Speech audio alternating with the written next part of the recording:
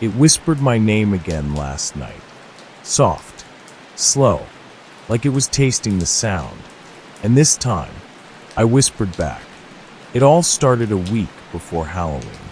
I just moved into this quiet little neighborhood, Maple Hollow.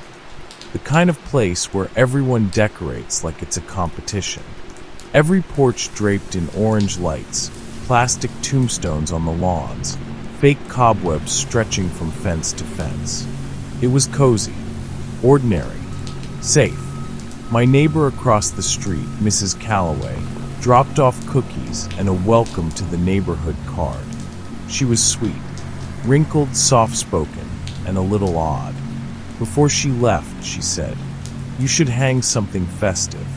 The spirit's like when new people join in." I laughed it off. Sure, I'll grab a pumpkin or something. But that night, when I came home from work, there was already something hanging on my front door. A plastic skeleton. Tall, thin, yellowed like old bone. There was no note. I figured one of the neighbors put it there, maybe Mrs. Calloway. A harmless, spooky welcome gift. So I left it up. The first few nights, it was fine. I'd pass by it on my way in, the motion sensor porch light flicking on, and the skeleton would sway gently in the wind.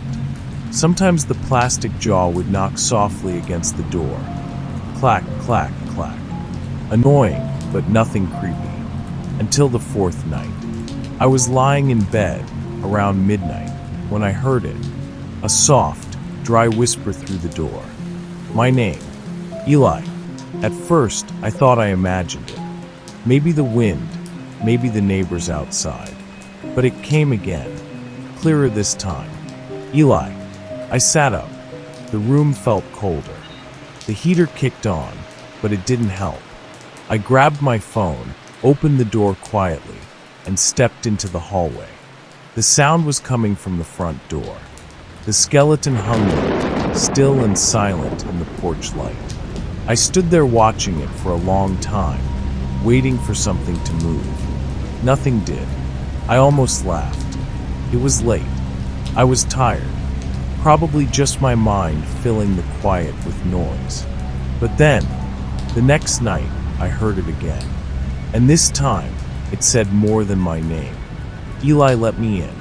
I froze. The voice was soft, like something dry scraping against my eardrum. I didn't move, didn't breathe. Then I heard the faint rattle of plastic bones shifting against the door. I backed away slowly, watching the door handle, half expecting it to turn. It didn't. The next morning, I took the skeleton down. I tossed it in the garbage bin by the curb.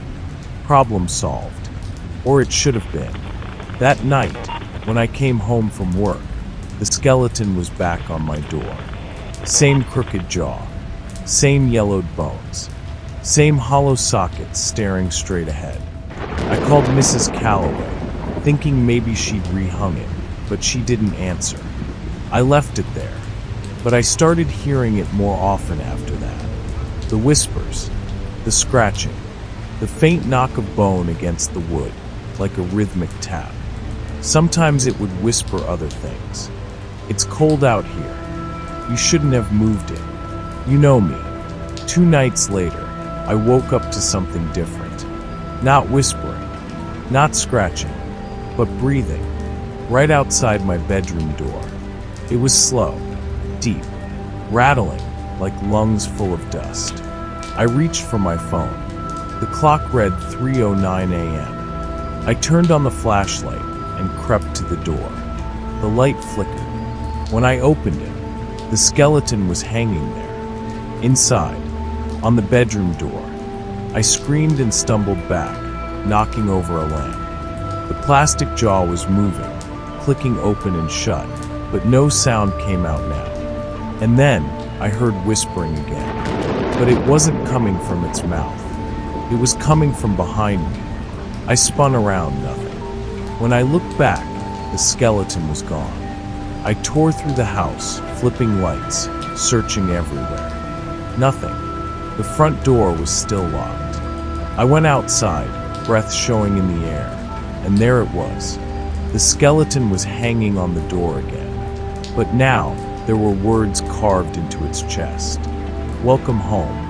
I don't know what made me do it, but I tore it down again. This time I broke it apart, ripped the arms, cracked the spine, snapped the head clean off.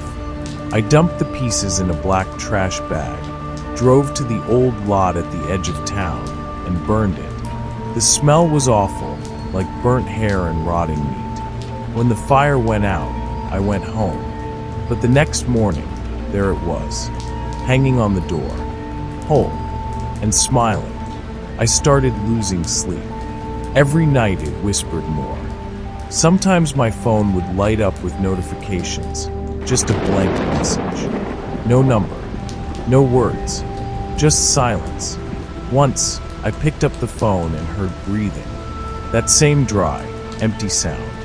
I went to Mrs. Calloway's house to ask if she knew anything, but her door was already open. The smell hit me first, something foul like old fruit and metal.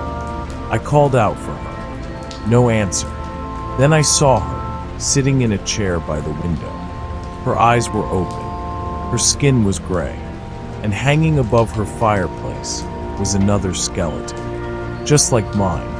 I ran. But before I could reach my car, something, whispered right next to my ear. "You picked it." I turned, no one there. "You chose it.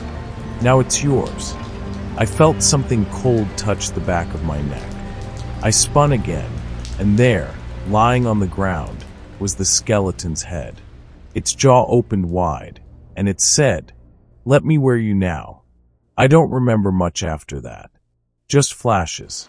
The front door slamming, the lights flickering, hands, bone hands, dragging me backward. When I woke up, it was morning.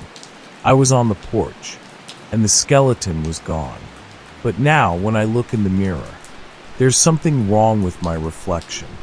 Its jaw hangs slightly open, and sometimes, when I sleep, I can hear it whispering from inside my chest. It's Halloween tonight. The neighborhood's full of laughter, costumes, and plastic decorations. Every door has a skeleton hanging from it. Every single one. And when the kids come by for candy, I swear I hear it again.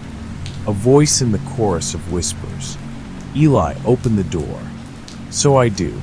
And when the porch light flickers, I see the reflection in their candy pails. There's no skeleton hanging anymore, because it's standing right behind me.